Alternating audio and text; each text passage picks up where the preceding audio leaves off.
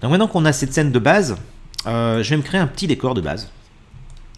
En l'occurrence, je ne vais pas vous expliquer comment créer des assets de jeu, c'est pas le but. Je vais créer plutôt un décor placeholder, ce que certains appellent un ours.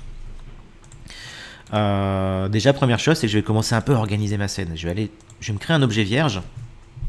Clic droit, créer en petit. Et puis je vais appeler ça volume. Volume FX. Enfin, j'aime bien nommer ça un peu comme ça. Et je sais que dedans, je vais mettre tout ce qui concerne mes effets de caméra. Donc mes post-volumes en fait, mes volumes. D'accord. Et puis je vais me créer un objet nul que je vais appeler décor. Décor. Donc dedans, je mettrai mon décor évidemment.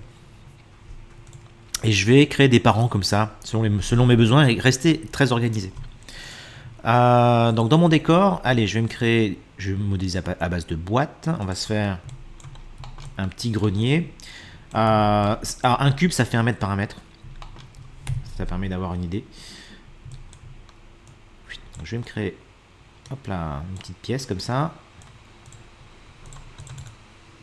3D Object, cube. Je garde un cube pour avoir une référence, comme si c'était une boîte, une caisse en bois. Hein.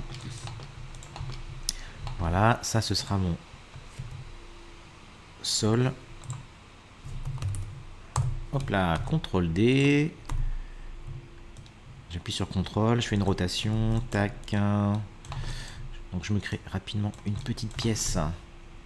Ok, donc je me suis créé un petit placeholder de grenier, on va dire. Je vais me créer un parent. Hop là. Parent que j'appellerai light.